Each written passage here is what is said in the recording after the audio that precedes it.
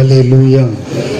வந்திருக்கிற உங்கள் யாவரையும் என் தேவன் ஆசீர்வதிப்பார், இரண்டாவது பலப்படுத்துவார். ஆமென். நமக்கு நடக்கிறது போல உலகத்தானுக்கு நடந்தது, ஆண்டவர் இல்லாத வாழ்க்கைக்கு நடந்ததுன்னா அவன் எப்போ அவுட்டு போடுங்க. ஆமென். அல்லேலூயா. நமக்கு நடக்கிற மாதிரி காரியங்கள் நடந்தது, நமக்கு வருகிற துன்பங்கள், கஷ்டங்கள், போராட்டங்கள், இப்படி எல்லாம் அவனுக்கு வந்ததுன்னா அவன் முடிவை வேற மாதிரி எடுத்துறான். ஆனா நம்ம நிக்கிறோம். காரணம் என்ன? எல்லாவற்றிலும் நம் ஆண்டவர் இயேசு நிற்கிறார் நம்மளோடு கூட. அல்லேலூயா. நமக்கு வருகிற போராட்டமும் பிரச்சனையும் வேற எவனுக்காவது வந்தா நிக்க முடியாது. ஆனா நம்மை பலப்படுத்துகிற கிறிஸ்து. ஆமென் சொல்லுங்க. மறுபடியும் பலப்படுத்தி ஓடுறான்னு சொல்லி நம்மளை அனுப்புறாரு பாருங்க வாழ்க்கையில. அல்லேலூயா. அதுதான் நம்மளுக்கு முக்கியம் ரொம்ப. ஆமென் சொல்லுங்க. கடந்த நாட்களிலே அந்த செய்தியை நம்ம பார்த்தோம், அதனுடைய முடிவுக்குள்ள வந்திருக்கிறோம். பிலிப்பியர் 4:13 இதெல்லாம் எப்படி டக்குன்னு மனப்பாடம் பண்ணணும்னா, 4வது அதிகாரம்ல 13 3 1 4 4 அப்படி எட்டுனீங்கன்னா உள்ள பதிஞ்சிடும். வாசிங்க அந்த வசனத்தை. என்னை பலப்படுத்துகிற கிறிஸ்துவினாலே எல்லாவற்றையும் செய்ய எனக்கு பலன் உண்டு. ஆமென். என்னை பலப்படுத்துகிற கிறிஸ்து என் கூடவே இருக்கிறதால, என்னை பலப்படுத்துகிற கிறிஸ்துவினால. அப்படின்னா என்ன? பலப்படுத்துகிற கிறிஸ்துவினாலனா எப்பவும் நம்மளோடு கூட இணைந்து அவர் வாழ்க்கையில வருகிறார். என்னை பலப்படுத்துகிற கிறிஸ்துவினால எல்லாவற்றையும் செய்ய எனக்கு பலன் உண்டு. எனக்குள்ள வருகிற பலன் எங்கிருந்து வருகிறது? மற்றவெல்லாம் விழுந்து போயிடுறான். பிரச்சனையை பார்த்து, போராட்டத்தை பார்த்து, எவ்வளவு விபத்து, ஆபத்து, நாசம், மோசங்கள், எத்தனையோ காரியங்கள் நம்மளை டச் பண்ணிட்டு தான் இருக்கு. ஆனாலும் நம்ம விழாம இருக்கிறது என்ன தெரியுங்களா? நம்ம பலப்படுத்தி கொண்டே இருக்கிறார் கிறிஸ்து. அல்லேலூயா. காரியத்தை கண்டு சோர்ந்து விழுந்து போகிற கூட்டம் அல்ல நம்ம. காரியத்தை எதிர்த்து நின்று ஜெயம் எடுக்கிற கூட்டம் நம்ம. ஆமென் சொல்லுங்க. அல்லேலூயா. அப்பேற்பட்ட கூட்டம் நம்ம. ஆமென் சொல்லுங்க. அல்லேலூயா. கர்த்தருக்கு ஸ்தோத்திரம். என்னை பலப்படுத்துகிற கிறிஸ்துவினாலே எல்லாவற்றையும் செய்ய எனக்கு பலன் உண்டு என்று அங்கே தேவனுடைய மனுஷர் எழுதி வைத்திருக்கிறார். நம்ம அதை குறித்து அவருடைய காரியங்கள் வேற சொல்லிதான் இந்த வசனத்தை சொல்றாரு. முன் வசனங்கள்லாம் பார்க்கும்போது அது வேற சப்ஜெக்ட்ல இருக்கு. ஆனா நம்ம எடுத்துக்கொண்ட காரியம் என்னவென்றால், அந்த பலத்தை குறித்து பார்த்து கொண்டு வருகிறோம். காலத்தை குறித்து நாம் பார்த்தோம். 85 வயதுல அந்த மனுஷன் சொன்ன காரியம் எனக்கு இன்னைக்கும் இப்பவும் எனக்கு அதே பலன் இருக்கு. அப்போ மோசே என்னை கானானுக்குள் அனுப்பி பார்த்து வந்த பொழுது எனக்கு இருந்த பலன், அதே பலன் இப்போ கானானுக்குள்ள வந்துட்டாங்க. யோசுவா பங்கு பிரித்து எல்லாருக்கும் கொடுக்கிறாரு. அப்போ இவர் போய் நிக்கிறாரு. யோசுவா தன்னோடு வைத்திருக்கிற யுத்த வீரர்களை கொண்டுதான் அங்க யுத்தம் செய்துதான் ஒவ்வொரு பகுதியாய் மீட்டு கொடுக்கிறார். பலவித கூட்டங்கள் அங்க இருக்கிறது. ஆனா இந்த மனுஷன் போய் ஒரு இராணுவ உதவியோ மற்ற காரியங்களையோ கேட்காமல், எனக்கு அதே பலன் இருக்கிறது, நான் போய் ஜெயித்து கொள்ளுவேன். அல்லேலூயா. தன்னுடைய சுய பலத்தை சார்ந்து. அல்லேலூயா. சுய பலன்னா நான் சொல்றது நீங்க வேற தவறா நினைச்சிடக்கூடாது. கர்த்தருடைய பலன். அல்லேலூயா. அவனுக்குள்ள இருக்கிறதால அந்த பலத்தை சார்ந்து அல்லேலூயா. எனக்கு இருக்கிற அதே பலன் இருக்கு, நான் போய் அந்த மலை நாட்டை சுதந்திரித்துக் கொள்ளுவேன்னு சொல்றான் 85 வயதுல. அதை நம்ம பார்த்தோம். இரண்டாவது சிம்சோனை குறித்து பார்த்தோம். சிம்சோனை குறித்து நான் நிறைய உங்களுக்கு சொன்னேன். நியாயாதிபதிகள் புஸ்தகத்துல நாம் எல்லாரும் அந்த நியாயாதிபதிகளை திருப்பி வைத்துக் கொள்ளுவோம். 14வது அதிகாரத்துல நான் உங்களுக்கு நிறைய காரியம் சொன்னேன். 14, 15 இதெல்லாம் நான் உங்களுக்கு சொன்னேன். ஞாபகம் இருக்கும்னு நினைக்கிறேன். 14வது அதிகாரத்துல கர்த்தருடைய ஆவிய 13வது அதிகாரத்துல அவனை தெரிந்து கொள்ளுகிறார். அவனை குறித்து, பிறப்பை குறித்து சொல்லப்பட்டிருக்கிறது. மனோவாவுக்கும் அவன் மனைவிக்கும் அவன் எப்படி இருப்பான் என்று சொல்லி இருந்தது. பிள்ளை பிறந்தது. அப்புறம் 24வது வருஷத்துல அந்த பிள்ளை வளர்ந்தது. கர்த்தர் அவனை ஆசீர்வதித்தார் என்று பார்த்தோம். அப்போ 14வது அதிகாரத்திலிருந்து அவனுடைய பலத்தை பார்க்க ஆரம்பிச்சான். அவன் பாருங்க, ஒரு சிங்கத்தை ஆட்டுக்குட்டியை கிழிக்கிறது போல கிழிக்கிற பலன் அவன் மேல இறங்குச்சு. அவன் என்ன செய்தான், ஒரு சிங்கத்தை வாயை கிழித்து போட்டு கொன்று போட்டான். இன்னொரு இடத்துல பார்க்கிறோம் 30 பேர், அதே அதிகாரத்துல 19ல வாசிச்சோம், 30 பேரை கொன்று அவன் பலன் வெளிப்படுகிறது. அதற்கு பின்பு பார்க்கிறோம் 300 நரி, 15வது அதிகாரத்துல 300 நரிய பிடிச்சி வாளை சேர்த்து கட்டி அவங்களுடைய வேளாண்மையில வயல்வெளியில விட்டு வேளாண்மையெல்லாம் அழிந்து போகிறது, தீக்கிரையாக்குகிறது. அப்பேற்பட்ட ஒரு பலத்தை காண்பிக்கிறான். அல்லேலூயா. அது மட்டும் இல்ல, இப்படி நிறைய காரியங்கள் செய்கிறான். அதே அதிகாரத்துல ஒரு தாடை எலும்பை எடுத்து, கழுதனுடைய தாடை எலும்பை எடுத்து எத்தனை பேரை கொண்டான்? 1000 பேர். அல்லேலூயா. பாருங்க, 1000 பேரை சங்காரம் பண்ணுகிற அளவுக்கு அவனுக்குள்ள அந்த பலன் இருந்தது.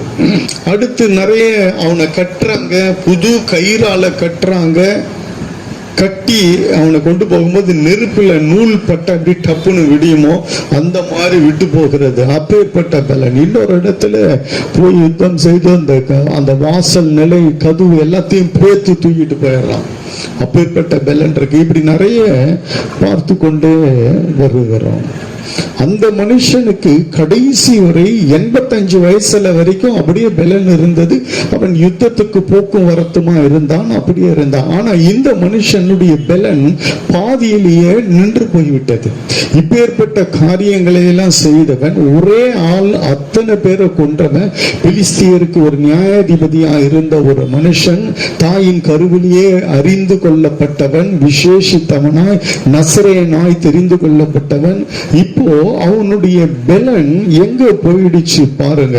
அந்த பலன் இப்போ அவனை பிடிச்சி அவனுக்கு கைகளில விலங்கிட்டு, கால்களில விலங்கிட்டு, அவன் கண்களை பிடுங்கி, இப்ப அதே பெலிஸ்தியர் தான் ஒரு நேரத்துல இவன் போகும் பொழுது நடுங்கினாங்க. 1000 பேர் இல்ல, எத்தனை பேர் வந்தாலும் அவன் கொன்று போட்டு இருப்பான். அந்த அளவுக்கு ஒரு பலசாலியா இருந்தான். கர்த்தருடைய பலன் அவன் மேல இருந்தது. கர்த்தருடைய ஆவியானவருடைய பலன் அவன் மேல இருந்தது. அந்த பலத்தினாலே எல்லாவற்றையும் செஞ்சான். அல்லேலூயா. நம்ம சார்ந்து கொள்ள வேண்டியதை சொல்றேன். அல்லேலூயா. கர்த்தருடைய பலன் இல்லைன்னா அவன் இதெல்லாம் செஞ்சிருக்க முடியாது. அவன் ஆளு சித்தரிக்கும் பொழுது அவனுடைய படத்தெல்லாம் பார்த்தீங்களா எப்படி காண்பிக்கிறாங்க? ரொம்ப ஹைட்டா பெரிய பாடியா காட்டுவாங்க படத்துல. இல்ல, அதை வச்செல்லாம் ஜெயிக்க முடியாது. அந்த கர்த்தருடைய பலன் இறங்கினதால அவன் அதையெல்லாம் செஞ்சான். இப்போ அதே ஆளுங்க தான் வராங்க, ஈஸியா கட்டி அவனை கொண்டு போய் மாவரைக்க விடுறாங்க. பாருங்க, இப்ப எங்க போச்சு பலன்? அதே பெலிஸ்தியர் தான் வராங்க. இப்போ அவனுடைய பாவத்தை நிமித்தம் கர்த்தர் சொல்றார், இவனை குறிச்சு காலேப்பு உத்தமமாய் என்னை பின்பற்றின மனுஷன். அல்லேலூயா. உத்தமமாய் அவன் பின்பற்றினபடினால அந்த பெலன் அவனை பின்தொடர்ந்து, உத்தமமாய் அவரை பின்பற்றினா அந்த பெலன் உன்னை பின்தொடரும். அவன் வேற ஆவி உள்ளவன். அல்லேலூயா. இவன் அப்படி அல்ல, இவன் பலவித ஆவி உடையவனாய் மாறிட்டான். அல்லேலூயா. கர்த்தருடைய ஆவிக்குள்ள இருந்தவன், கர்த்தருடைய அபிஷேகத்துல இருந்தவன் இப்போ ஒரு வேசியீடு தேடி போகிறான், ஒரு விபச்சாரத்துல விழுந்து போகிறான். அல்லேலூயா. அவனுடைய பலன் இப்பொழுது போய்விடுகிறது. இப்ப பாருங்க, அவனை சங்கிலி போட்டு கட்டி அழைத்து கொண்டு போகிறார்கள். அந்த மனுஷன் சொல்றான், யுத்தத்துக்கு இன்னும் போக்குவரத்தமா இருக்கு, 85 வயசு. ஆனா இவனுக்கு அந்த பாதி வயதிலேயே இவன் பலத்தை இழந்து போனான். இவன் நியாயாதிபதியா இருப்பான். பெலிஸ்திய கைக்கு உங்களை மீட்டு ரட்சிப்பான் என்பதுதான் இவனை குறித்து ஒரு தரிசனம், ஒரு வெளிப்பாடு, சித்தம், திட்டம் எல்லாம் இவனை குறித்து முன்பாகவே சொல்லப்பட்டாயிற்று. எல்லாம் சொல்லிட்டாங்க. அந்த அதிகாரத்துல வாசிச்சீங்கன்னா தெரியும், 13வது அதிகாரத்துல இவனை குறித்து தேவ தூதன் வந்து பேசுகிறான். அல்லேலூயா. இவ்வளவு சொல்லி, இவ்வளவு ஒரு பெரிய மகத்துவமான அழைப்பை பெற்று கர்த்தரோடு இணைந்து நிற்க வேண்டிய மனுஷன், கர்த்தருடைய பலத்தை சார்ந்து நிற்க வேண்டிய மனுஷன் ஒரு பெண்ணிற்காக தன் பலத்தை இழந்தான், தன் அபிஷேகத்தை இழந்தான். அல்லேலூயா. தன்னுடைய பலன் முழுவதையும் அந்த பெண்ணுடைய காரியத்துல விட்டு விட்டான். எல்லாம் போயிடுச்சு. இப்போ அவனுடைய நிலைமை 21 வாசிங்க, 16, 21. அவனை பிடித்து அவன் கண்களை பிடித்து, ஒரு நேரத்துல அவனை பிடிக்க முடியலங்க, அவனை ஒண்ணுமே பண்ண முடியல. ஆனா இப்ப பெலிஸ்தியர் பிடித்து அவனை காசாவுக்கு கொண்டு போய் அவனுக்கு 2 வெண்கல விலங்கு போட்டு சிறைச்சாலையிலே மாவரைத்து கொண்டிருக்க வைத்தார்கள். ஆமென். காசாவுக்கு சிம்சோன் போனாலுமே அங்க ஒரு பெரிய நடுக்கம் பிடிக்கும் எல்லாருக்குமே.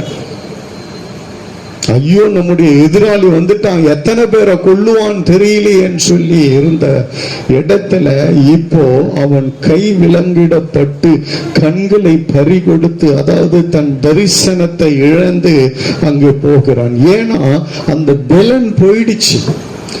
எதிராளியை மேற்கொள்ளக்கூடிய பலன், எதிராளி இவன் பலத்தை கண்டாலுமே நடுங்குவார்கள், பயப்படுவார்கள். அந்த பலன் போனதால ஒன்றுமில்லாமல் போய் நின்னான். கர்த்தருக்கு ஸ்தோத்திரம்.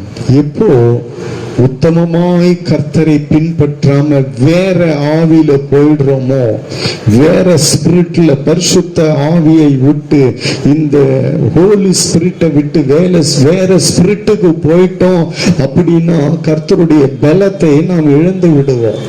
அல்லேலூயா. கர்த்தருடைய பரிசுத்த நாமத்துக்கு மகிமை உண்டாகட்டும்.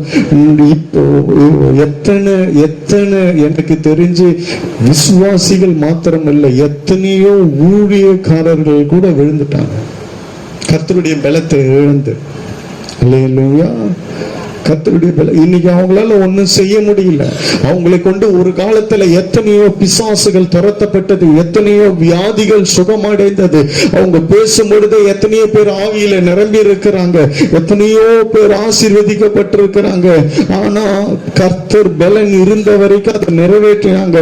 எப்போ அவங்க கர்த்தரை உத்தமமாய் பின்பற்ற தவறினார்களோ, வேற ஆவியுள்ளவர்களாய் மாறினார்களோ, அப்போவே அவர்களுக்கு அந்த கிருபை போயிடுது. இன்னைக்கு எத்தனை ஊழியங்கள் இந்த மாதிரி போயிடுச்சு. எத்தனையோ பேர் என்னால சொல்ல முடியும். இன்னைக்கு அவங்களால ஒன்றும் பண்ண முடியல. அல்லேலூயா. கர்த்தருடைய பரிசுத்த நாமத்துக்கு மகிமை உண்டாகட்டும். கர்த்தர் நல்லவர். ஆமென். ஆனாலும் ஒரு பெரிய கிருபை என்னன்னா, கவனிங்க, 28வது வசனத்தை வாசிங்க. 16. அப்பொழுது சிம்சோன் கர்த்தரை நோக்கி கூப்பிட்டு, கர்த்தராகிய ஆண்டவரே, நான் என் 2 கண்களுக்காக ஒரே தீர்வையாய் பெலிஸ்தர் கையிலே பழி வாங்கும்படிக்கு இந்த ஒரு விசை மாத்திரம் என்னை நினைத்தருளும் தேவனே பலப்படுத்தும் என்று சொல்லி, தேவனே என்னை பலப்படுத்த, இந்த ஒரு விசை என்னை பலப்படுத்தான். அல்லேலூயா. அவன் இப்பொழுது தெரிந்து கொண்டான், என்னை அழைத்த அழைப்பு என்ன, என் தரிசனம் என்ன, தேவனுடைய சித்தம் என்ன. தாயின் கருவிலேயே வேறு பிரிக்கப்பட்டவன் ஆயிற்று, நான் ஒரு நசரேன் ஆயிற்று. பிலிஸ்தியருக்கு நான் ஒரு சிங்கத்தை போல இருந்தேன், இன்றைக்கு அவர்களுடைய சிறைச்சாலையில மாவரைத்து கொண்டிருக்கிறேன். ஆண்டவரே, என் பலத்தை இழந்து விட்டேனே, இந்த ஒரு விசை என்னை பலப்படுத்தும் என்று சொல்லி அவன் கேட்கும் பொழுது கர்த்தர் மறுபடியும் அவனை பலப்படுத்தினார். அல்லேலூயா. வாழ்க்கையில் அவன் திசை திரும்பி போனாலும் இப்போ கரெக்டா சரியான பாதையில மறுபடியும் திரும்பி வந்து, ஆண்டவரே என் தரிசனத்தை இழந்து விட்டேன், ஆண்டவரே என் பலத்தை இழந்து விட்டேன், நீர் அழைத்த அழைப்பை நான் மறந்து விட்டேன், ஆண்டவரே மனம் போன போக்கில வாழ்ந்துட்டேன். இல்ல இல்ல, உங்க சித்தம் திட்டத்தை நிறைவேற்றாம நான் மரிச்சிடக்கூடாது ஆண்டவரே. இந்த பெலிஸ்தேரியின் பாளையத்துல என் ஜீவன் ஆண்டவரை இப்படி போக கூடாது. நீ எப்படி என்னை நியாயாதிபதியாய் வைத்தீரோ, எப்படி பெலிஸ்தியருக்கு ஒரு சிம்ம சொப்பனமாய் வைத்தீரோ, அதே போலதான் என் தரிசனத்துல நான் மறுபடியும் மரிக்கணும் ஆண்டவரை. நீர் அழைத்த அழைப்பில நான் மறுபடியும் மரிக்கணும், மறுபடியும் அந்த அபிஷேகத்தோடு தான் நான் மரிக்க வேண்டும் ஆண்டவரே. அல்லேலூயா. அவன் மனம் திருந்தி மறுபடியும் அந்த ஆவிக்குள்ள வந்து, கர்த்தருடைய பலன் இல்லைன்னா ஒண்ணுமே இல்லை என் வாழ்க்கையில என்பதை புரிந்து கொண்டு, கர்த்தருடைய பலன் இல்லை, கர்த்தருடைய அபிஷேகம் இல்லை, கர்த்தருடைய வழிநடத்துதல் இல்லைன்னா என் வாழ்க்கை அவ்வளவுதான் ஆண்டவர் என்று சொல்லி அவன் மறுபடியும் யோசித்து மனம் திரும்பி அவன் கேட்கிறான். இல்லைன்னா அவன் அப்படியே தான் செத்திருப்பான். அவனுடைய முடிவு அவன் டக்குன்னு ஸ்டடி பண்ணிக்கிட்டான், டக்குன்னு அவன் சுதாரித்து கொண்டான். என் முடிவு இப்படி வந்துடக்கூடாது ஆண்டவரே. அல்லேலூயா. பெலிஸ்தியர் எப்படி என்னை கண்டு பயந்து நடுங்கினார்களோ, ஒரு காலத்துல எத்தனை பேர் வந்தாலும் ஆண்டவரே அவங்களை மேற்கொள்ள எனக்கு கொடுத்த அந்த பலனை இந்த ஒரு விசை கொடுங்கப்பா. நான் அப்படியே என் தரிசனம் கண்களை இழந்துட்டேன் ஆண்டவரே, சங்கிலிகளால கட்டப்பட்டுட்டேன், இன்னைக்கு எல்லாத்தையும் இழந்துட்டேன் ஆண்டவரே. அந்த ஒரு பலன் இல்லாததால இன்னைக்கு பல இழப்புகள் வந்துடுச்சு ஆண்டவரே. என் வாழ்க்கையில நான் அப்படியே மறிக்க கூடாது ஆண்டவரே. அந்த ஆண்டவரே, தரிசனத்தை இழந்தவனாய் நான் மரிக்க கூடாது, உம்முடைய சித்தத்தை நிறைவேற்றுகிற ஆண்டவரே முடியாதவனாய் நான் மரிக்க கூடாது ஆண்டவரே. நீர் வைத்த திட்டத்தை நான் முடிக்காம மரிக்க கூடாது ஆண்டவரே. எதற்காக என்னை தெரிந்து கொண்டீரோ, எதற்காக என்னை அழைத்தீரோ, எதற்காக என்னை தூக்கி எடுத்தீரோ, எதற்காக என்னை தாயின் கருவில் அறிந்தீரோ, எதற்காக என் மேல இப்பேற்பட்ட ஒரு பலத்தை கொடுத்து நடத்தினீரோ, அது மறுபடியும் எனக்கு வேண்டும், நான் இப்படியே மரிக்க கூடாது என்று சொல்லி அவன் கேட்கிறான். இந்த ஒரு விசை என்னை பலப்படுத்தும் ஆண்டவரே. நான் மிகப்பெரிய ஒரு தவறு செஞ்சிட்டேன் ஆண்டவரே, ஆனா மறுபடியும் நான் உம்மிடத்துல வருகிறேன் என்று சொன்ன உடனே கர்த்தர் பலப்படுத்தினார். அல்லேலூயா. மறுபடியும் பலப்படுத்துவார். நம் தேவன் எப்பவுமே ஒண்ணு தெரிஞ்சுக்குங்க, மறுபடியும் சந்தர்ப்பத்தை கொடுக்கிற தேவன் நம்முடைய தேவன். அல்லேலூயா. மறுபடியும் சந்தர்ப்பத்தை கொடுக்கும் பொழுது, பயன்படுத்தாம போகும் பொழுதுதான் அவர்களுடைய முடிவு பயங்கரமாய் போய்விடுகிறது. நம் தேவன் மறுபடியும் பயன்படுத்துகிறது. குயவன் வளையும் பொழுதே அவன் கையிலே கெட்டு போயிட்டு மறுபடியும் அதை வணைந்து அழகாய் தூக்கி நிறுத்துகிறான். அல்லேலூயா. யோனா திசை மாறி போனான், இரண்டாம் விசை கர்த்தர் பேசினார். இப்படி நிறைய என்னால சொல்ல முடியும். அல்லேலூயா. சந்தர்ப்பத்தை கொடுக்கிற தேவன். ஆமென் சொல்லுங்க. இன்றைக்கு உன்னை குறித்து ஒரு திட்டம் இல்லையா? உன்னை குறித்து ஒரு தரிசனம் இல்லையா? உன்னை குறித்து கர்த்தருடைய ஒரு நோக்கம் இல்லையா? எதற்காக உன்னை தெரிந்தெடுத்தார்? எதற்காக உன்னை தூக்கி எடுத்தார்? எதற்காக உனக்கு அபிஷேகத்தை கொடுத்தார்? எதற்காக இப்பேற்பட்ட ஒரு சபையில ஐக்கியத்தை கொடுத்தார்? எதற்காக உனக்கு ஜெப ஆவியை கொடுத்தார்? எதற்காக உனக்கு அந்த கிருபையின் அபிஷேகங்கள் எல்லாம் உண்மையில வைக்கப்பட்டது? இதற்கு கர்த்தருக்கு ஒரு நோக்கம் இல்லையா? திட்டம் இல்லையா? சித்தம் இல்லையா? மறுபடியும் கர்த்தர் உனக்கு ஒரு சந்தர்ப்பத்தை கொடுக்கிறார். இன்றைக்கு நீ பயன்படுத்தாமல் போனால் என்றைக்குமே பயன்படுத்த முடியாது. உன் முடிவு பயங்கரமாய் போய்விடும். தேவ பிள்ளையே, இன்றைக்கு மனம் பொருந்தி நீ சீர்பொருந்தி இன்னைக்கு நீ கர்த்தருக்கு ஒப்பு கொடுக்காமல் போனால் இன்றைக்கு கர்த்தர் உனக்கு ஒரு சந்தர்ப்பத்தை கொடுக்கிறார். தேவ பிள்ளையே, மறுபடியும் உன்னை பலப்படுத்துவார். மறுபடியும் உன்னை பலப்படுத்துவார். இந்த ஒரு விசை ஆண்டவரே என்னை மன்னித்து என்னை நீர் பலப்படுத்தும் என்று சொல்லுவாய் என்றால் இன்றைக்கு இப்பொழுது இதே இடத்துல மறுபடியும் உன் மேல கர்த்தருடைய ஆவியானவர் இறங்குவார். உன்னை கொண்டு செய்ய வேண்டியதை செய்து முடிப்பார். அல்லேலூயா, அல்லேலூயா. எப்பவுமே ஒரு மனுஷன் மறுபடியும் மறுபடியும் முரட்டாட்டம் பண்ணும் பொழுதுதான் தேவன் கைவிட்டுறார். ஒரு சில நேரத்துல கோர சம்பவங்கள் நடந்து விடுகிறது. ஆனா நம் தேவன் இரக்கம் உள்ளவர், மன்னிக்கிறவர். இந்த மனுஷன் எவ்வளவு பெரிய ஒரு தவறு செஞ்சுட்டு இழந்த பின்பு அவன் யோசித்து முடிவெடுக்கிறான்.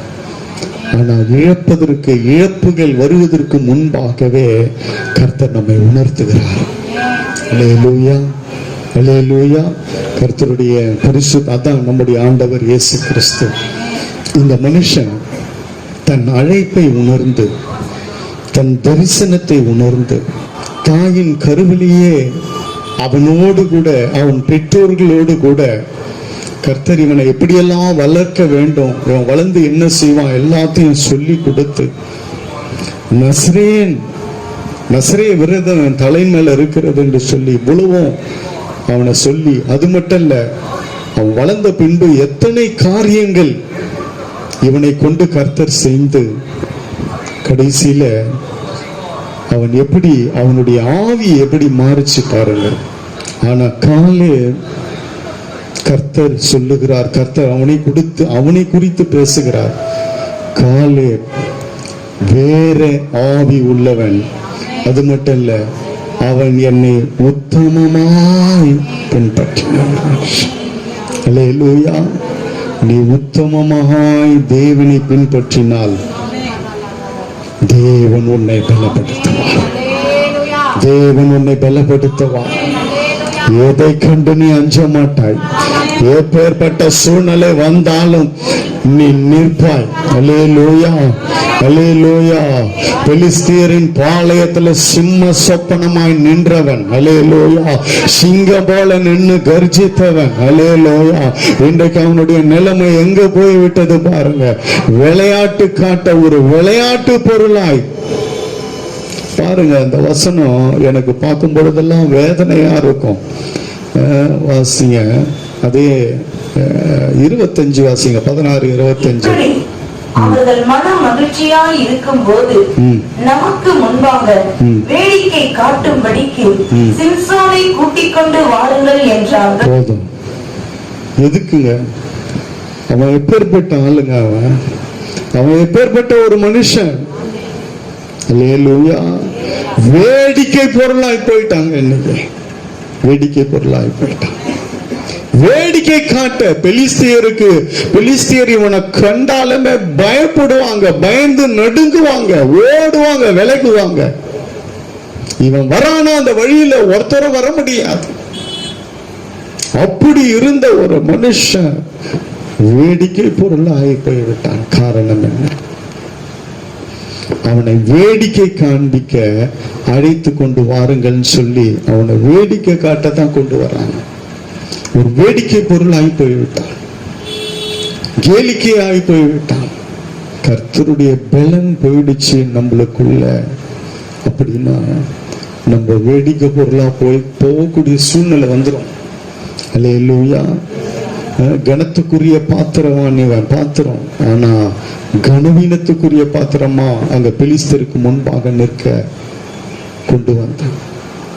அப்பதான் அவன் யோசிக்கிறான், நான் ஒரு காலத்துல எப்படி இருந்தேன், என் மேல் வச்ச அபிஷேகம் என்ன, எத்தனை பராக்கிரமான காரியங்களை செஞ்சேன், கர்த்தருக்காக எப்படி நின்ன, சிங்கத்தை கிழித்தவன் அல்லவா நான், கொன்று போட்டவன் 1000 பேரை ஒரு கழுதை தாடை எலும்பினால கொன்றவன் நான் அல்லவா, இன்றைக்கு இப்படி நிற்கிறேனே ஆண்டவரே, வெட்கப்பட்டு கூனி குறுகி நிற்கிறேனே என்று சொல்லி அவன் கலங்கி அந்த இடத்துல அவன் ஒப்பு கொடுத்து அவன் மறுபடியும் ஜெபிக்கிறான் தேவனுடைய சமூகத்துல. ஆண்டவரே, இந்த ஒரு விஷயம் எனக்கு மனம் இருங்கய்யா, நான் இப்படியே ஒரு விருத்த சேதனம் இல்லாத ஒரு புறஜாதி மக்கள் மத்தியில ஆண்டவரே நான் மரித்து விடக்கூடாது, ஆண்டவரே தரிசனம் இழந்தவனாய் மரித்து விடக்கூடாது, உம்முடைய சித்தத்தை விட்டவனாய் மரித்திடக்கூடாது,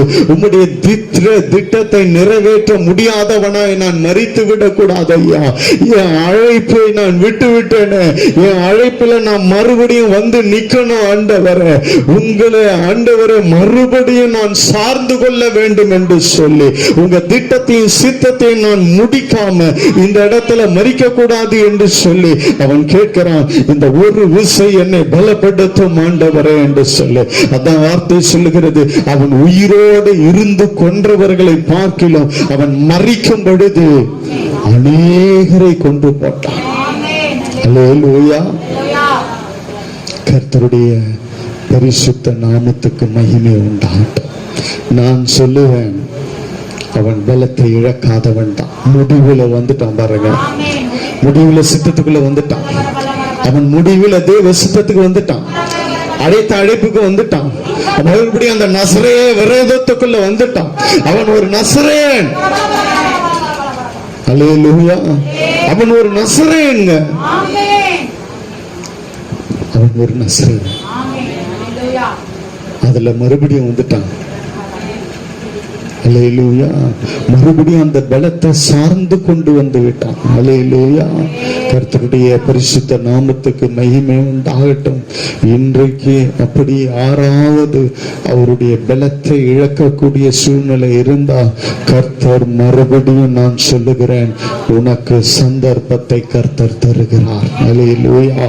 மறுபடியும் நீ உத்தமமாய் அவரை பின்பற்றினால், அல்லேலூயா, நீ அந்த ஆவியானவரோடு இருந்தால், வேற ஆவி உள்ள மனுஷன் காலேப், அல்லேலூயா, உத்தமமாய் கர்த்தரை பின்பற்றினவன், அல்லேலூயா, என்னை குறித்து அவன் உத்தமமாய் சொல்லின வார்த்தைகள், அதை வச்சுதான் கர்த்தர் அவனுக்கு கடைசி வரை பலத்தை கொடுத்தார்.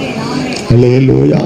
கர்த்தருடைய பரிசுத்த நாமத்துக்கு மகிமை உண்டாகட்டும். நியாயாதிபதிகள் புஸ்தகத்துல 6வது அதிகாரத்தை திருப்புங்க. நான் ஒரு சில வசனத்தை மாத்திரம் சொல்லிட்டு நான் ஜெபித்து முடிக்கிறேன். 14வது வசனத்தை வாசி.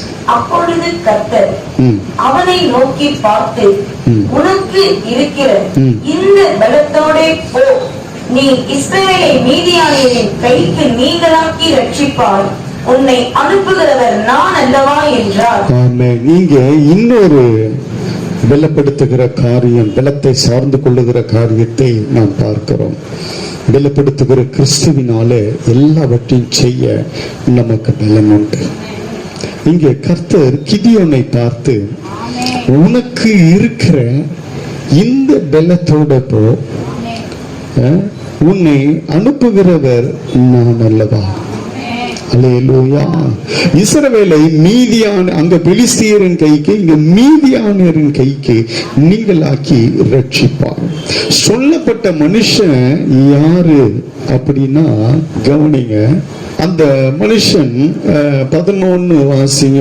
அதற்கு பின்பு கர்த்தருடைய தூதனானவர் வந்து அபியேஸ்ரியனான யோவாசின் ஊராகிய ஒப்ராவில் இருக்கும் ஒரு கர்வாலி மரத்தின் கீழ் உட்கார்ந்தார். அப்பொழுது அவனுடைய குமாரன் கிதியோன் கோதுமையை மீதியானியரின் கைக்கு தப்புவிக்கிறதற்காக ஆலைக்கு சமீபமாய் அதை போரடித்தான். கிதியோன் பயந்து ஆலைக்கு சமீபமாய் பக்கத்துல ஆலையில அந்த பண்ணா தூக்கிட்டு போயிடுவாங்கன்னு சொல்லி சமீபத்துல பயந்து ஒதுங்கி போரடித்துக்கணும். ஏன்னா காரணம் என்னன்னா அந்த 6வது அதிகாரம் 3வது வசனத்துல அந்த 3 கூட்டம் வரும். வசிங்க. இஸ்ரவேலர் விதைத்திருக்கும் போது மீதியானியரும் அமலேக்கியரும் கிழக்கத்தி புத்திரரும் அவர்களுக்கு விரோதமாய் எழும்பி வந்து எப்போ வருவாங்க? விதை வாசிங்க அந்த வசனத்தை என்ன சொல்லுது? இஸ்ரவேலர் விதை விதைத்து இருக்கும்போது விதைச்சு காத்துட்டு இருக்கிறாங்க. எல்லாம் முளைச்சு வருது, அறுவடைக்கு காத்து கொண்டு இருக்கிறாங்க. விதைக்கிற வரைக்கும் விட்டுருவான், வேலை செய்யற வரைக்கும் விட்டுருவான். எல்லாம் நல்லா வளர்ந்து நிக்கும் பொழுது எதிராளி வருவாங்க. அல்லேலூயா. கர்த்தருடைய பரிசுத்த நாமத்துக்கு மகிமை உண்டாகட்டும். நான் என்னுடைய ஜெபத்துல இதுவும் ஒரு காரியம். நானும் இதுல நிறைய அடிபட்டு தான் இதுல வந்திருக்கிறேன். காரணம் சொல்லிட்டேன், அது உங்களை சார்ந்ததுதான். சொல்லவா வேணவா? சொல்லிட்டேன். சரி, நானு இந்த சபையில எவ்வளவு விதைச்சு உங்களுக்கு நீங்க முளைச்சு வந்து கனி கொடுக்கிற நேரத்துல எல்லாம் நல்ல ஆசீர்வாதமா ஆவிக்குரிய வாழ்க்கையில நான் சொல்றேன், உலக வாழ்க்கையை விட்டுருங்க, ஆவிக்குரிய வாழ்க்கையில வரும்போது இந்த மாதிரி கூட்டம் வந்து நிறைய சேதப்படுத்துச்சு என்னுடைய பயிரை. அல்லேலூயா. இந்த மாதிரி கூட்டம் வந்து நல்ல நான் எல்லாம் பண்றேன், விதைக்கிறேன், அதுக்கு தண்ணீர் பாய்ச்சுறேன். இங்க நான் நிறைய பிரயாசப்படுறேன். தண்ணீர் பாய்ச்சுறேன்னா ஜெபம், விதைக்கிறேன்னா தேவனுடைய வார்த்தை, வேலை செய்யறேன்னா உங்களுக்கு எவ்வளவு கவுன்சிலிங் கொடுக்கறேன், ஏதாவது ஒரு காரியம் நான் வந்து நிக்கிறேன், ஒரு விபத்து ஆபத்து எதுனாலும் வந்து நிக்கிறேன், கல்யாணனால வந்து நிக்கிறேன், வேற எந்த காரியம் டெத்து மற்ற காரியம் எல்லாத்துக்கும் வந்து நான் ஊழியம் செய்யறேன், ஜிபிக்கிறேன், மற்ற ஆலோசனை கொடுக்கறேன், எல்லாத்தையும் செய்யறேன். விதைச்சு அதுக்கப்புறம் நான் நிறைய ஒர்க் பண்றேன், கண்ணீர் வடிக்கிறேன், தண்ணீர் பாய்ச்சுறேன், எல்லாம் பாய்ச்சி எல்லாம் நல்லா அதை பாருங்க இப்படி பூத்து குலுங்குற மாதிரி வருது. அந்த நேரத்துல தான் வந்து பிசாசு மீதியானர், அப்புறம் அந்த அமலேக்கியர், மீதியானர், கிழக்கத்திய புத்திரர் அவர்களுக்கு விரோதமாய் வந்து. அல்லேலூயா. வாசிங்க அந்த 4வது அடுத்த வசனத்தை வாசிங்க. அவர்களுக்கு எதிரே பாளையம் இறங்கி காசாவின் எல்லை மட்டும் நிலத்தின் விளைச்சலை கெடுத்து இஸ்ரவேலிலே ஆகாரத்தை ஆகியும் ஆடு மாடுகள் கழுதைகளை ஆகியும் வைக்காதே போவார்கள். அடுத்த வசனமும் கூட வாசிங்க. அவர்கள் தங்கள் மிருக ஜீவன்களோடும் தங்கள் கூடாரங்களோடும் வெட்டி கிளிகளைப் போல் திரளாய் வருவார்கள். அவர்களும் அவர்கள் ஒட்டகங்களும் எண்ணி முடியாததாய் இருக்கும். இந்த பிரகாரமாக தேசத்தை கெடுத்து விட அதிலே வருவார்கள். அல்லேலூயா. அங்க நம்ம லைனா வாசிக்கிறோம், நிலத்தின் விளைச்சலை கெடுத்து அது கனி கொடுக்காதபடி எல்லாத்தையும் பாருங்க. யாரோ ஒருத்தர் கஷ்டப்பட்டு எதிராளி யாரோ ஒருத்தன் தூக்கி கொண்டு போற மாதிரி இப்ப நான் நிறைய அந்த மாதிரி பறி கொடுத்துட்டு இருக்கிறேன். பறி கொடுத்தது விடுமா? நான் விட மாட்டேன். குட்டியை பறி கொடுத்தா விடுமா? எதுவா இருந்தாலும் சரி. அல்லேலூயா. நான் விடுறது இல்லைன்னு வச்சுங்க. இதெல்லாம் நான் என்னுடைய பர்சனல் இதுல ஜெபிக்கிறது இன்னைக்கு நான் சொல்றேன் ஓப்பனா உங்களுக்கு. நான் கஷ்டப்பட்டு நாங்க எல்லாம் ஊழியம் செஞ்சு விதைச்சி தண்ணீர் விட்டு என் கண்ணீரை விட்டு எல்லாம் நல்லா வளர்ந்து வருது. இந்த மாதிரி கூட்டெல்லாம் வந்து அபகரிச்சுன்னு போகுது. அல்லேலூயா. கெடுத்து விட பார்க்கறது. அதான் அந்த வசனம் சொல்லுகிறது, நிலத்தின் விளைச்சல்களை கெடுத்து இங்க தேசத்தை கெடுத்து விட அதில் வருவார்கள். அல்லேலூயா. கர்த்தருடைய பரிசுத்த நாமத்துக்கு மகிமை உண்டாகட்டும். இந்த மாதிரி எல்லாம் நிறைய இழப்பை நான் சந்திச்சிருக்கிறேன். அல்லேலூயா. எத்தனை ஆத்துமாக்கள் இன்னைக்கு ஆத்துமாக்கள் ஆவிக்குரிய வளரும் பொழுது, ஆவிக்குரிய வாழ்க்கையில வளரும் பொழுது அவர்களை கொண்டு கர்த்தர் கிரியை செய்யும் பொழுது எனக்கு ஒரு சந்தோஷம். ஆனா அவர்கள் பாவத்துல விழும் பொழுதோ, பின்வாங்கி போகும் பொழுதோ, கர்த்தருக்கு பிரியமில்லாத காரியங்கள் அவர்கள் வாழ்க்கையில வந்து அவர்கள் பின்மாற்றத்துக்கு போகும் பொழுது பாதிப்பு வருமா வராதா? சத்துரு கெடுத்து போடுகிறான், விளைச்சலை கெடுக்கிறான், எல்லாத்தையும் கொள்ளை கொண்டு போகிறான், சூறையாடி கொண்டு போகிறான். அல்லேலூயா. பாருங்க, அவங்க அதுதான். அதனாலதான் நான் கூட ரொம்ப விழிப்பா, ஏன்னா நிறைய பாதிக்கப்பட்டுட்டேன், நிறைய உள்ளம் உடைக்கப்பட்ட காரியங்கள் நிறைய என் வாழ்க்கையில வந்ததால நான் ரொம்ப ஜெபிச்சு, ஏன்னா அவங்கெல்லாம் நல்ல பலனை கொடுப்பாங்க தேசத்துக்கு, ஆண்டவருக்கு ஒரு சாட்சி அனுப்பாங்கன்னும் பொழுது இந்த மாதிரி கூட்டங்கள் இந்த மாதிரி பிசாசுகள் இந்த மாதிரி கிரியைகள் அவர்களை கெடுத்து அவர்களை பின்வாங்கி போக வைக்கிறது. அல்லேலூயா. கர்த்தருடைய பரிசுத்த நாமத்தை. ஆனாலும் நான் விடுறதில்லை. நான் என் ஜெபம்லாம் வேற, அது நான் உங்களுக்கு அப்புறம் ஜெப செய்தி வரும்பொழுது நான் சொல்றேன் எப்படியெல்லாம் நான் ஜெபிக்கிறேன்ட்டு. கர்த்தருக்கு ஸ்தோத்திரம். கவனிங்க, இதுக்கெல்லாம் பார்த்து இவன் வேறொரு இடத்துல கொண்டு போய் இவங்க வந்துருவாங்களே, தூக்கிட்டு போயிடுவாங்களேன்னு சொல்லி அந்த இடத்துல பயந்து ஒரு ஒதுக்குப்புறத்துல போர் அடிச்சு அதெல்லாம் கரெக்ட் பண்றான். அந்த இதெல்லாம் அதுதான் கோதுமையை மீதியானின் கைக்கு தப்புவிப்பதற்காக ஆலைக்கு சமீபமாய் அதை போர் அடிக்கிறார்கள். யாரு? கிதியோன்னு அவனை சார்ந்த கூட்டம். ஒரு பயந்த ஒரு மனுஷன் இந்த மாதிரி திரளான கூட்டம் வர்றதுக்காக எழுந்துருவோம்னு சொல்லி பயந்து எங்கேயோ ஒரு மூலையில போரடித்து கொண்டு இருக்கிற ஒரு மனுஷனை பார்த்து கர்த்தர் சொல்றாரு 12வது வசனத்துல, கர்த்தருடைய தூதனானவர் அவனுக்கு தரிசனமாகி பராக்கிரமசாலியே கர்த்தர் உன்னோடே இருக்கிறார் என்றார். யாருக்கு பார்த்து சொல்றாரு? கிதியோனை பார்த்து. கிதியோன் இப்ப எந்த சூழ்நிலையில் இருக்கிறாரு?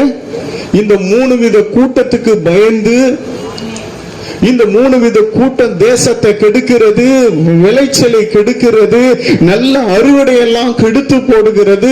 இவங்க கொள்ளையாடி சூறையாடி கொண்டு போகிறார்களே. அல்லேலூயா. எங்களுடையதாயிற்று, இது எங்க நிலம், நாங்க விதைச்சு நாங்க எல்லாம் பண்ணி வைக்கிறோம். எவனோ ஒருத்தன் இப்படி கெடுத்து சேதம் பண்ணி அறுத்து கொண்டு போகிறானே. இதே தான் உலகத்துல இன்னைக்கு நடக்குது. பிசாசு இதை தான் செஞ்சு கொண்டிருக்கிறான்.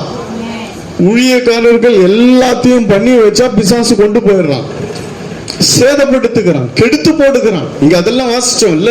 அதுக்குதான் இந்த வசனத்தெல்லாம் உங்களுக்கு வாசித்து காண்பித்தேன். கெடுத்து போடுகிறார்கள், சேதப்படுத்துகிறார்கள், கொள்ளையாடி கொண்டு போய் விடுகிறார்கள். இன்னொருத்தருடைய பலனை இவர்கள் திருடி கொண்டு போகிறார்கள். திரளாய் அல்லேலூயா. கர்த்தருடைய பரிசுத்த நாமத்துக்கு மகிமை உண்டாகட்டும். ஒரு பயந்து ஒரு ஒதுக்குப்புறத்துல வேலை செஞ்சு கொண்டிருக்கிற மனுஷனை பார்த்து மீதியானருக்கு பயந்து தப்பு வைப்பதற்காக ஆலைக்கு சமீபமாய், ஆலையில பண்ணா வந்துருவாங்கன்னு சொல்லி ஆலைக்கு சமீபமாய் போய் அங்கு போரடித்து கொண்டிருந்தான்.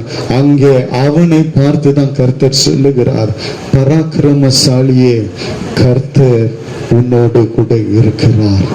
அல்லேலூயா, அல்லேலூயா. மீதியானருக்கு பயந்து, அல்லேலூயா. இங்க பாருங்க 3 வித கூட்டம் சொல்லுகிறது. மீதியானவர், அமலேக்கியர், கிழக்கத்திய புத்திரர். இப்படி இவர்களுக்கு விரோதமா வருகிற கூட்டம். இந்த 3 வித கூட்டத்துக்கு பயந்துதான் இந்த மனுஷன் எங்கேயும் போய் போரடித்து கொண்டிருக்கிறான். அவனை பார்த்து சொல்லுகிறார், நீ பயப்படாத, நீ ஒரு பராக்கிரமசாலி. அல்லேலூயா, அல்லேலூயா. ஒருவேளை நீங்க எத்தனையோ இழந்திருக்கலாம், ஆமென் சொல்லுங்க. அல்லேலூயா. எத்தனையோ உங்க விளைச்சல, உங்க பலனை, உங்க உழைப்ப, உங்க வேர்வைய எத்தனையோ களவாடி போயிட்டு போயிருக்கலாம். இன்றைக்கு கர்த்தர் கொடுக்கிற பலத்துல அதையெல்லாம் மேற்கொண்டு மீட்டு கொண்டு வருவாய். அல்லேலூயா. இனிமேல் அந்த மாதிரி சத்துரு உன் பாளையத்துக்குள்ள வராதபடி, உன்னுடைய வயல்வெளிக்கு வராதபடி, உன்னுடைய அறுவடை விளைச்சலுக்கு வராதபடி அது உனக்கு மட்டும்தான் சுதந்திரம் என்று சொல்லி கர்த்தர் இன்றைக்கு உனக்கு ஒரு பலத்தை கொடுப்பார். அல்லேலூயா. கர்த்தர் சொல்றாரு, அவங்களை நீ ஒரே ஆள் முறியடிப்பார். அல்லேலூயா. அதான் சொல்றாரு, உனக்கு இருக்கிற இந்த பலத்தோடு போ, உன்னை அனுப்புகிறவர் நான். அதனால நீ போய் அங்கே ஜெயித்து உன் ஜனங்களையும் இந்த தேசத்தையும் காப்பாற்றுவாய் என்று சொல்லி கிதியோனை அங்கு ஒரு நியாயாதிபதியாய் நிறுத்துகிறார்.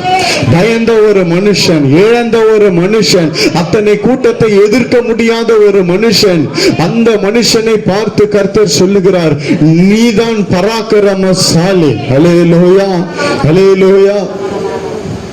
இந்த மனுஷன் கேட்கிறான் 13வது வசனத்துல. இன்னைக்கு இதுதான் நம்ம கேட்டுக்கொண்டிருக்கிறோம். இந்த 13வது வசனத்தை வாசிங்க. அப்பொழுது கிதியோன் அவரை நோக்கி, என் ஆண்டவனே, கர்த்தர் எங்களோட இருந்தால் இவை எல்லாம் எங்களுக்கு நேரிடுவானே.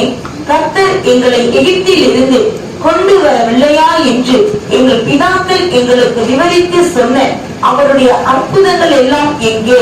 இப்பொழுது கர்த்தர் எங்களை கைவிட்டு மீதியானியர் கையில் எங்களை ஒப்பு கொடுத்தாரே என்றார். அல்லேலூயா. இன்னைக்கு நிறைய ஜனங்க அங்கலாய்த்து கொண்டிருக்கிற ஒரே ஒரு காரியம், கர்த்தர் எங்களோடு இருந்தா இதெல்லாம் ஏன் எங்களுக்கு சம்பவிக்கிறது?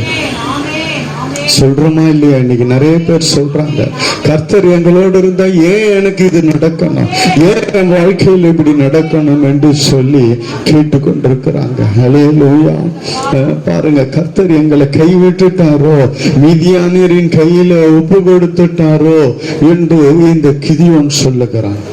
கர்த்தர் சொல்றாரு, அதாவது கர்த்தர் யார் என்பதை நிரூபிக்கணும்னா, கர்த்தர் உங்களோடு கூட இருக்கிறதை நிரூபிக்கணும்னா, எங்க எதிராளி எழும்புகிறானோ, எங்கே சத்துருக்கள் எழும்புகிறார்களோ, எங்கே உனக்குண்டானதை யாராவது தொடுகிறார்களோ, அல்லேலூயா, அங்கதான் கர்த்தர் இருக்கிறத காண்பிப்பார். அல்லேலூயா. அங்க அப்போ நிறைய இருந்துடுச்சுன்னா அங்க அற்புதம் தேவையே இல்லை. அவன் சாப்பிட்டுட்டு போய்கிட்டே இருப்பான். அங்க குறைவு அங்க இல்லை, அதனாலதான் அற்புதம். அங்க திராட்சரசம் குறைவுபட்டது, அதனாலதான் அற்புதம். திராட்சரசம் அங்க காலி ஆயிடுச்சு. அதுல இருந்திருந்தா அங்க ஆண்டவர் இயேசுவை குறிச்சு பேச்சும் இல்லை, அற்புதமும் இல்லை, அது வேதத்திலையும் இடம்பெற்றிருக்காது இல்ல. அல்லேலூயா. அப்ப பாருங்க, எங்க இந்த மாதிரி சூழ்நிலை வருதோ அங்கதான் கர்த்தர் இறங்கி கிரியை செய்கிறார். அங்கதான் கர்த்தர் யார் என்பதை உனக்கு காண்பிப்பார். அல்லேலூயா. இந்த மனுஷன் சொல்றான், கர்த்தர் எங்களோடு இருந்தா இதெல்லாம் ஏன் நடக்க போகுது? அல்லேலூயா. அவர் எங்களை கைவிட்டுட்டாரோ, அன்னைக்கு அவ்வளோ அற்புதம் செஞ்சார், இங்க எங்களுக்கு அற்புதம் செய்யலையோ என்று சொல்லி மன வருத்தத்தோடு இருக்கிற தேவ பிள்ளையே, எனக்கு ஏன் வாழ்க்கையில் இப்படி நடந்தது? கர்த்தர் இருந்தா எனக்கு இப்படி ஆயிருக்குமா? கர்த்தர் என்னை கைவிட்டாரோ என்று சொல்லிக் கொண்டிருக்கிற, அங்கலாய்த்து கொண்டிருக்கிற உன்னை கர்த்தர் பார்த்து இருக்கிறார். இப்பொழுது கர்த்தர் உன்னை பார்த்து தான் சொல்லுகிறார், பராக்கிரமசாலியே, உனக்கு இருக்கிற இந்த பலத்தோடு போ, உன்னை அனுப்புகிறவர் நான். நீ ஒரே ஆள் அவர்களை முறியடிப்பாய், தேசத்தை ரட்சிப்பாய், நீதான் நியாயாதிபதி. அல்லேலூயா. இப்படி கர்த்தருடைய சமூகத்துல கெஞ்சி கொண்டிருக்கிற, அங்கலாய்த்து கொண்டிருக்கிற தேவ பிள்ளையே, எனக்கு ஏன் இந்த சம்பவித்தது? எனக்கு ஏன் இப்படி நடந்தது? கர்த்தர் இருந்திருந்தா விட்டு இருப்பாரோ? கர்த்தர் இருந்திருந்தா இதெல்லாம் நடந்திருக்குமோ? எவ்வளவு அற்புதம் நடந்தது, ஆனா என் வாழ்க்கையில நடக்கலையே. கர்த்தர் கைவிட்டாரோ என்று சொல்லி கொண்டிருக்கிற தேவ பிள்ளையை பார்த்துதான் கர்த்தர் சொல்லுகிறான், நீதான் வேணும். அல்லேலூயா. நீதான் வேணும். ஆமென் சொல்லுங்க. நீதான் வேணும். அல்லேலூயா. நான் இவ்வளவு ஜெபம் பண்றேன்னு, இப்படி நடத்துறேன்னு, ஒரே கூட்டமா எங்களை தெரிந்து கொள்ளவில்லையா? கர்த்தர் என்னை அழைத்து கொண்டு வரவில்லையா? கர்த்தர் எங்களை ஆசீர்வதிக்கவில்லையா? என் மூதாதையருக்கு எவ்வளவு அற்புதம் செய்யவில்லையா? எனக்கு மட்டும் ஏன் ஆண்டவரே என் வாழ்க்கையில இப்படி என்று அங்கலாய்த்து கொண்டிருக்கிற, கர்த்தர் என்னை கைவிட்டாரோ? கர்த்தர் இருந்திருந்தால் இதெல்லாம் சம்பவிக்குமோ என்று கேட்டுக்கொண்டிருக்கிற தேவ பிள்ளையே, இன்றைக்கு கர்த்தர் உன்னை அநேகருக்கு ஆசீர்வாதமாய் கர்த்தர் வைப்பார். அல்லேலூயா. இந்த மாதிரி அங்கலாய்த்து கொண்டிருக்கிறவர்களை தான் கர்த்தர் சொல்லுகிறார், பராக்கிரமசாலியே, கர்த்தர் உன்னோடு கூட இருக்கிறார். சொல்லுகிறார், பராக்கிரமசாலியே, கர்த்தர் உன்னோடு கூட இருக்கிறார். எங்க சூழ்நிலை தார்மாராய் போகிறதோ அங்கதான் கர்த்தர் வேணும். எல்லாம் நடந்துட்டா கர்த்தர் தேவையில்லையே, அற்புதம் தேவையில்லையே. எங்க போராட்டம் இருக்கு, எங்க பிரச்சனை இருக்கு, எங்க குறைவு இருக்கு, எங்க எதிர்ப்பு இருக்கு, எங்க எதிராளிகள் எழும்புறாங்க, அங்கதாங்க கர்த்தர் தேவை, அங்கதான் அற்புதம் தேவை. அல்லேலூயா. நம்ம நினைச்சிட்டு இருக்கிறோம், இந்த மாதிரி எழும்பிடுச்சு, இப்படி வந்துடுச்சு, அது நடந்துடுச்சு, கொள்ளையாடி கொண்டு போகிறார்களே, இத்தனை விரோதமான கூட்டங்கள் வருகிறார்களே, கர்த்தர் இருந்திருந்தா விட்டு இருப்பாரா? கர்த்தர் இருந்திருந்தா இதெல்லாம் நடக்குமா? அல்லேலூயா. எல்லாத்துக்கும் இன்னைக்கு ஆராதனையில சொன்னதுபடி ஒரு முடிவு உண்டு, நிச்சயமாய் ஒரு முடிவு உண்டு. அல்லேலூயா. எல்லாத்துக்கும் கர்த்தர் தான் முடிவு. ஆமென் சொல்லுங்க. அல்லேலூயா. உன் வாழ்க்கையை குறித்து, உன்னுடைய எதிர்காலத்தை குறித்து, உன்னுடைய எல்லா காரியங்களை குறித்து அங்கலாய்த்து கொண்டிருக்கிறீர்கள். என் குடும்பம் எப்படி இருக்கிறது என்று அங்கலாய்த்து கொண்டிருக்கிற தேவ பிள்ளைய, நீங்க இருந்திருந்தா இதெல்லாம் நடக்குமா? என்னோட இருக்கிறீங்களா இல்லையா? ஏன் என் வாழ்க்கையில இப்படி நடக்குது? என்னை கைவிட்டுட்டீங்களோ? கிதியோன் இதைதான் சொன்னாரு. அதான் சொல்றாரு கர்த்தர், இல்லப்பா, உன்னை கைவிடலப்பா, நான் உன்னோடு கூட இருக்கிறேன். ஓ, நான் உன்னை அனுப்ப போகிறேன். எந்த எதிராளி உனக்கு விரோதமா எழும்பினானோ அந்த எதிராளிகள் எல்லாம் மடங்கடிக்கும்படி எல்லாம் கண்களை மூடு, எல்லா கண்களை மூடு. தேவ சமூகத்துல எல்லா கண்களை மூடு. கர்த்தர் சொல்லுகிறார், அவங்க விளைச்சலை கெடுத்து ஆடு மாடுகள் கழுதையாலம் வைக்காம போய் அவர்கள் எல்லாவற்றையும் கொள்ளையாடி கொண்டு போய், இப்படி நம்மளுக்கு உண்டானது, உங்களுக்குரியதை எடுக்கிற, உங்களுக்கு உண்டானதை சேதப்படுத்துகிற அந்த மீதியானரின் ஆவிகள், அமலேக்கிய ஆவிகள், கிழக்கத்தி புத்திர ஆவிகள் எல்லாவற்றையும் மடங்கடிக்க கர்த்தர் உன்னை தான் தெரிந்து கொண்டார். நீதான் ரட்சகன் என்று கர்த்தர் கிதியோனுக்கு சொன்னது போல நீதான் அல்லேலூயா இஸ்ரவேலை நியாயம் விசாரிப்பாய். நீ இவர்கள் கைக்கு இஸ்ரவேலை தப்புவித்து காப்பாய் என்று கர்த்தர் சொல்லுகிறார். நீதான் பராக்கிரமசாலியே, நீ பராக்கிரமசாலியே, நீதான். கர்த்தர் உன்னோடு கூட இருக்கிறார். உன்னை அனுப்புகிறவர் நான் அல்லவா? உனக்கு இருக்கிற இந்த பலத்தோடு போ, நான் உன்னோடு கூட இருக்கிறேன். உன் பலத்தோடு என் பலன் கை கோர்க்கும், உன் பலத்தோடு என் பலன் இணையும். உனக்கு இருக்கிற இந்த பலத்தோடு போ, உன்னை அனுப்புகிறவர் நான். பராக்கிரமசாலியே, உன்னை அனுப்புகிறவர் நான். இனி உனக்குண்டானதை தொட முடியாது, உனக்குண்டானதை எதிராளிகள் தொட முடியாது, உன்னுடையதை கெடுத்து போட முடியாது. உன் வாழ்க்கையை கெடுக்கிற, உன் குடும்பத்தை கெடுக்கிற, உன்னுடைய ஆசீர்வாதங்களை கெடுத்து போடுகிற, உன் விளைச்சலை கெடுக்கிற எல்லா ஆவிகளை எதிர்த்து நீ மேற்கொள்ளுவாய். எனக்கு ஏன் இப்படி நடந்ததுன்னு கேட்காத. கேட்கிறேன், எனக்கு ஏன் இப்படி நடந்தது? நீங்க இருந்திருந்தா இதெல்லாம் நடக்குமா? எங்களை கைவிட்டுட்டீரோ? எவ்வளவு அற்புதம் அடையாளம் செஞ்சீங்களே, என் வாழ்க்கையில எங்க என்று அங்கலாய்த்து கொண்டிருக்கிற தேவ பிள்ளையே, ஓ, என் ஜபத்துக்கு எங்க பதிலே வரலையே, எவ்வளவு ஜபிக்கிறேன், என் வாழ்க்கையில கர்த்தர் இருந்தா இதெல்லாம் நடக்குமா? என்னை கைவிட்டுட்டீங்களா என்று கேட்டுக்கொண்டு இருக்கிற தேவ பிள்ளையே, இன்னைக்கு கர்த்தர் உன்னை பார்த்து சொல்லுகிறார், பராக்கிரமசாலியே, நீ எனக்கு வேணும். பராக்கிரமசாலியே, என்னுடைய யுத்தங்களை செய்ய நீ வேணும். பராக்கிரமசாலியே, கர்த்தர் உன்னோடு கூட இருக்கிறார். உனக்கு இருக்கிற இந்த பலத்தோடு போ, உன்னை அனுப்புகிறவர் நான். உன்னை நியாயாதிபதியாய் தெரிந்து கொண்டேன்.